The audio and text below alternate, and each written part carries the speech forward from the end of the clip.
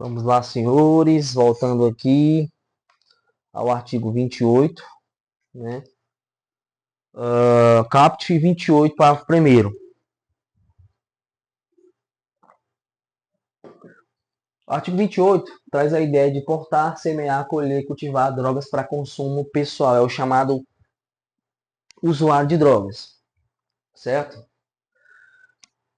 No artigo 28 não pode ser utilizado, não pode ser constatado como reincidência, por exemplo, o cara foi enquadrado no artigo 28, foi pego usando droga, né? Tava lá com uma trouxinha de cocaína, tava usando, foi pego, foi preso, processado e condenado, né? Vocês vão ver aqui que aqui tem penas também, só que as penas são bem mais brandas.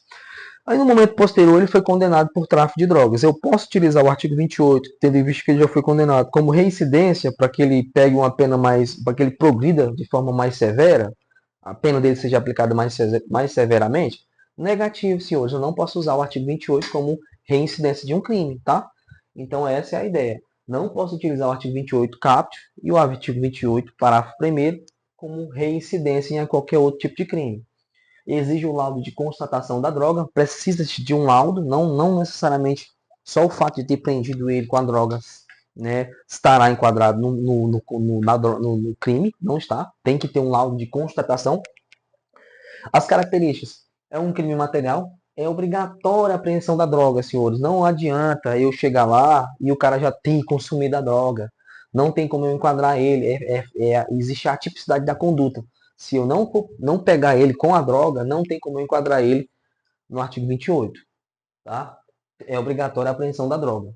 Manutenção do crime e a despenalização.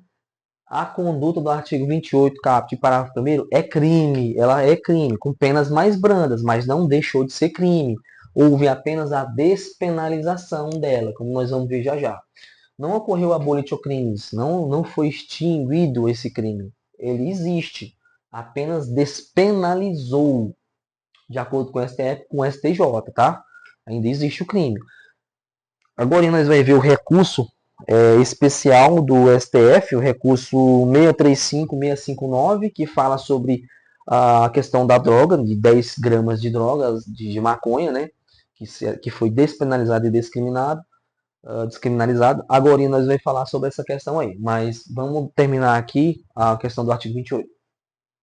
O princípio da insignificância não se aplica de acordo com o STJ, não se aplica o princípio da insignificância aqui no artigo 28, tendo em vista que, como é que eu vou falar aqui para vocês? Não se aplica. O STJ, ele não considera o princípio da insignificância aplicado ao crime de usuário de droga, de porte de droga, mesmo que ela seja em quantidade ínfima. O STF tem apontado possibilidade de aplicar o princípio da insignificância. Então, vocês prestem atenção. Se na prova de vocês trouxer de acordo com o STF, poderá ter a possibilidade de ser aplicado. Se for de acordo com o STJ, né, não pode. É negativo. Não pode ser aplicado o princípio da insignificância. Então, vocês se atentem a isso. Anotem no caderno. Critérios será analisado para a aplicação do artigo 28. Natureza, quantidade, local, condições, circunstâncias, conduta social e antecedentes. O juiz vai analisar esses critérios para que seja enquadrado no artigo 28, tá, galera? Natureza, quantidade, local, condição, com circunstâncias, conduta social e antecedentes. Pode ser considerado para a elevação da pena esses critérios. Ou seja, o juiz pode aplicar uma pena mais dura para aquele camarada e ele vai analisar esses critérios. A natureza, a quantidade, era uma quantidade muito grande. Ele falou que era usuário e tinha uma quantidade muito grande. O local, o cara estava usando droga próximo de um colégio, próximo do batalhão da Polícia Militar.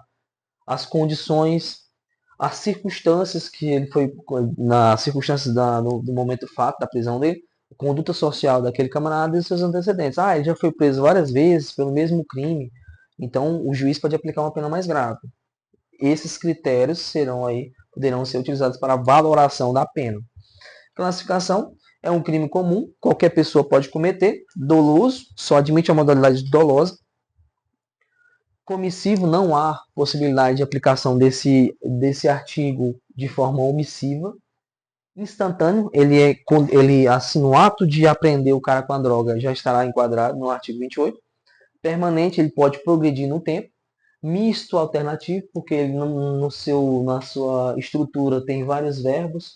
O vagabundo lá, o criminoso, o usuário, ele pode ser enquadrado em vários verbos desses, será aplicado apenas um, é aplicado o princípio do conflito aparente de normas, né, o princípio da alternatividade, independentemente da quantidade de verbos que ele se enquadra aqui, será aplicado apenas um crime, é o conflito aparente de normas. Por isso que ele é chamado de misto alternativo, porque ele tem vários verbos. Mera conduta não precisa de resultado naturalístico para que o cara seja enquadrado e admite a forma tentada. Apenas nesse crime admite a forma tentada. Mais adiante eu vou trazer as penas, os critérios e algumas nuances de processo judicial referente a esse crime aí, tá, galera? Até mais aí, bons estudos para vocês.